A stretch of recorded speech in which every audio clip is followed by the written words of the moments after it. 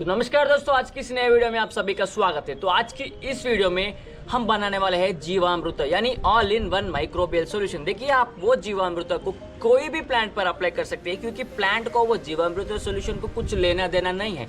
जी हाँ दोस्तों, जीवामृत प्लांट को बहुत ज्यादा हेल्प करते हैं, लेकिन वो इनडायरेक्टली हेल्प करते हैं। प्लांट उसे डायरेक्टली हेल्प नहीं लेता है, वो मीडिएट करता है माइक्रोब से। देखिए, ये सभी मिश्री को जानने के लिए हमें जीवामृत का प्रिंसिपल जानना होगा। देखिए, प्रिंसिपल बहुत सिंपल है।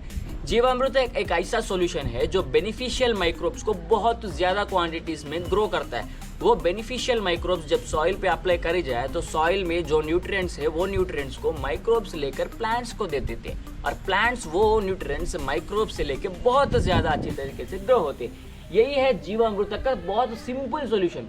वो जीवामृत आप कोई भी प्लांट को अप्लाई कर सकते हैं, लेकिन ध्यान रखना डाइल्यूट करके डालना। अगर कॉन्सेंट्रेटेड सॉल्यूशन में डाले तो भी प्लांट को कुछ फर्क नहीं पड़ेगा। देखिए, आपका ही जीवामृतम वेस्ट हो जाएगा, इसीलिए डाइल्यूट करके प्लांट को डालिए। प्लांट अच्छी तरीके से ग्रो होगा। आप एक बाल्टी, अगर आप ये पॉट में जीवामृत बने हैं, अगर ये 100 पॉट्स में भी डाइल्यूट करके डाले तो कुछ भी फर्क नहीं पड़ने वाला। इसीलिए 1:100 रेशियो में हमेशा जीवामृत को डाइल्यूट करके आप सभी प्लांट्स को डाल सकते हैं। तो चलिए इसके बारे में और डिटेल में जानते हैं, इंग्रेडिएंट्स के बारे में जानते हैं और जीवामृत प्रिपरेशन को इस वीडियो में जानते हैं। तो वीडियो के लास्ट तक बने रहना।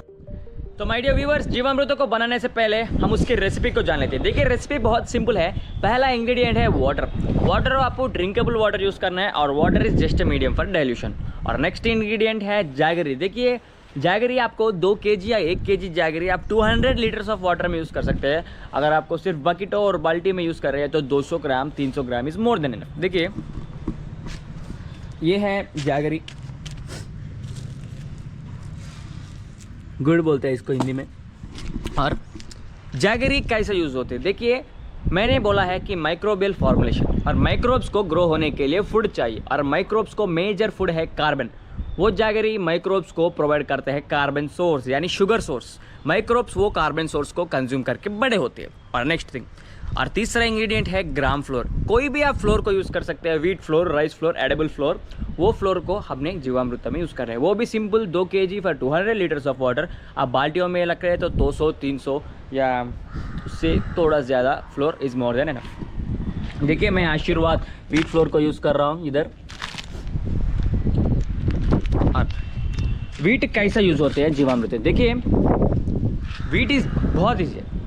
मैंने बोला कि जैगरी प्रोवाइड करते हैं कार्बन सोर्स और ये व्हीट फ्लोर कवर करता है नाइट्रोजन सोर्स। देखिए, कार्बन टू नाइट्रोजन रेशियो बहुत इंपॉर्टेंट है इंडियन एग्रीकल्चर में। ये एक प्रिंसिपल है। देखिए, कार्बन टू नाइट्रोजन रेशियो कितना वाइड होता है उतना ही अच्छी तरीके से प्लांट्स ग्रो होते हैं। अगर रेशियो नैरो होता है तो क्या होता है, न्यूट्रिएंट्स जो है ना वो अनअवेलेबल फॉर्म में बन जाते हैं। तो इसीलिए वो आशीर्वाद फ्लोर प्रोवाइड करता है प्रोटीन सोर्स यानी नाइट्रोजन सोर्स। वो जैगरी प्रोवाइड करते हैं कार्बन सोर्स, ये ग्राम फ्लोर प्रोवाइड करते हैं नाइट्रोजन सोर्स। और नेक्स्ट इंग्रेडिएंट है काउडंक। देखिए, काउडंक आपको फ्रेश काउडंक यूज़ करना है। काउडंक क्या काउडंक यूज़ करना है? हमें सिर्फ देसी गाय का काउडंक ही यूज़ करना है। जर्सी HF का काउडंक यूज़ नहीं करना है, क्योंकि जर्सी और HF, देखिए, जर्सी और HF का जो काउडंक होते हैं ना वो जस्ट शिट होते हैं, उसमें कोई भी माइक्रोब्स पाए नहीं जाते। और देसी काउडंक में जो माइक्रोब्स पाए जाते हैं वो बहुत डाइवर्सिफिकेशन होते हैं। देखिए, देसी काउ जो होते हैं ना उसके स्टमक में बहुत ज़्यादा बेनिफिशियल माइक्रोब्स हार्बर करते हैं। देसी काउ, सिर्फ देसी गायों में भी ये एबिलिटी होती है और वो माइक्रोब्स डंग के माध्यम से तोरे इनोकुलेंट्स बाहर आ जाती है और वो माइक्रोबियल पॉपुलेशन रिच होती है देसी काउडंक में। 2 से 3 दिन की ओल्ड से फ्रेश काउडंक को हमें यूज़ करना है। वो काउडंक को हमें जीवामृत में मिला लेना है। देखिए, काउडंक इज अराउंड 10 kg पर 200 लीटर्स ऑफ वाटर। अगर आपको बाल्टियों में बना रहे तो जस्ट लाइक 200 और 300 grams is more than enough. Cow dung कितना फ्रेश होगा उतना ही बेनिफिशियल माइक्रो ऑर्गेनिज्म ज़्यादा होंगे। अगर काउडंक डिकम्पोज होकर थोड़ा एज बढ़ेगा तो उसमें से माइक्रोबियल पॉपुलेशन थोड़ा घट के वो डॉर्मेंसी में चले जाएंगे। ध्यान रखना, सिर्फ फ्रेश काउडंक को ही हमें यूज़ करना है। नेक्स्ट है काउ यूरिन। देखिए, ये भी सिर्फ देशी गाय का ही यूरिन हमें यूज़ करना है। और मैंने बोला कि ये कार्बन और नाइट्रोजन सोर्स माइक्रोब्स को ज़्यादा ग्रो होने में मदद करते हैं। तो मैंने ये मेंशन नहीं किया ये बेनिफिशियल माइक्रो ऑर्गेनिजम्स या हार्मफुल माइक्रो ऑर्गेनिजम्स, दोनों माइक्रो ऑर्गेनिजम्स ग्रो होते हैं। तो इसीलिए हम काउ यूरिन को यूज़ करते हैं। देखिए, काउ यूरिन में हार्मोन्स और एंटी माइक्रोबियल प्रॉपर्टीज़ होते हैं। वो हार्मफुल माइक्रो ऑर्गेनिजम्स को कंट्रोल में रखते हैं, यानी से उसे ग्रो करने नहीं देते। सिर्फ बेनिफिशियल माइक्रो ऑर्गेनिजम्स को ही वो काउ यूरिन ग्रो होने देता है। Cow urine is just like antibiotics. Cow urine harmful micro organisms को हमारे जीवामृत में सोल्यूशन को ग्रो नहीं होने देते हैं, सिर्फ बेनिफिशियल माइक्रो ऑर्गेनिम्स ही ग्रो होते हैं। इसीलिए काउ यूरिन को भी हमें यूज़ करना है जीवामृत सोल्यूशन में। काउ डंक और cow urine just 10 kg 10 litres 200 litres of water is just standard preparation. हमें बाल्टियों में यूज़ कर रहे हैं तो थोड़ा कम करके हमें यूज़ करना है। और लास्ट बट नॉट लीस्ट हमें यूज़ करना है नेटिव बंड सॉइल। देखिए काउ डंक अकेला ही माइक्रोबियल पॉपुलेशंस को इंट्रोड्यूस नहीं करते हैं, नेटिव बंड सॉइल के भी ज़रूरत है। नेटिव बंड सॉइल क्या करता है, जो इस एरिया में अडेप्ट होते हैं जो माइक्रोब्स, वो माइक्रोबियल इनोकुलेंट्स देसी नेटिव सॉइल में होते हैं। वो सॉइल को अगर हम जीवामृत में इंट्रोड्यूस करेंगे तो वो माइक्रोब्स और एनहांस हो जाएंगे, माइक्रोबियल डाइवर्सिफिकेशन होगा, यानी ज़्यादा मात्रा में different types, various types of microbes, beneficial microbes jeevamrut में ग्रो होगा। जितना ज़्यादा माइक्रोब्स होंगे हमारा सॉइल को उतना ही ज़्यादा बेनिफिट होगा। इसीलिए ध्यान रखना, हमेशा सिर्फ नेटिव बंड सॉइल को यूज़ करें। केमिकली ट्रीटेड सॉइल्स या यूरिया DAP जो डालते हैं सॉइल्स में, वो सॉइल को यूज़ नहीं करना है। जो सॉइल बहुत प्योर है और नेचुरली केमिकल्स को अप्लाई नहीं करा गए, वही सॉइल को हमें यूज़ करना है। Guys standard measurements for preparation ये है कि हमें 200 लीटर पानी में 10 kg काउ डंक यूज़ करना है, 10 लीटर काउ यूरिन को यूज़ करना है, 2 kg ग्राम फ्लोर को यूज़ करना है, 2 kg जैगरी को यूज़ करना है। लेकिन हम 200 लीटर पानी में नहीं बनाएंगे क्योंकि हम गार्डनर्स हैं, सिर्फ छोटे छोटे बाल्टियों में, बकेटों में हम बनाएंगे। तो इसीलिए उस स्टैंडर्ड प्रिपरेशन को हमें मैथमेटिकली ये बाल्टियों में कितना डालना है कन्वर्ट करके हमें यूज़ करना है। और एक चीज़ ये है कि कोई भी चीज़ फिक्स नहीं होती कि यही मात्रा कंटिन्यूस फिक्सड अमाउंट में डालना है, हम उसे आल्टर भी कर सकते हैं। और एक चीज़, हम उतना ज़्यादा पानी में थोड़ा सा कम जागरी डालेंगे, थोड़ा सा ज़्यादा जागरी डालेंगे तो कुछ भी फ़र्क नहीं पड़ने वाले। हमेशा ध्यान रखना, standard quantities are just for measurements, आप थोड़ा सा अल्टर भी कर सकते हैं। ये थी जीवामृत के रेसिपी। तो चलिए प्रिपरेशन करके जीवामृत को स्टोर करते हैं, स्टोर करने के बाद उसे यूज़ करते हैं। तो चलिए स्टार्ट करते हैं।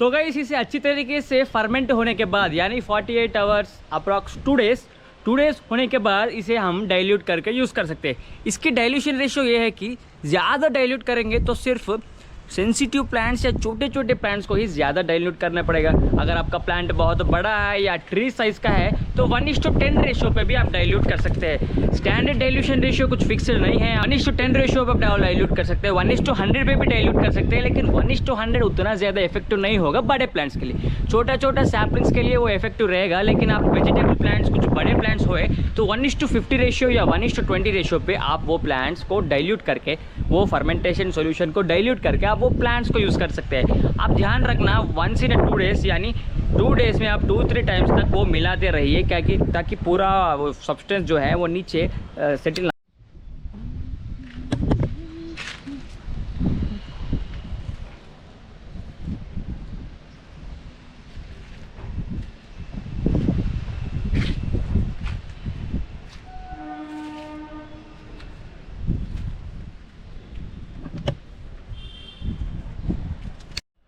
तो गाइस आज के लिए इतना ही, मिलते हैं अगली वीडियो पे, तब तक के लिए बाय बाय गाइस।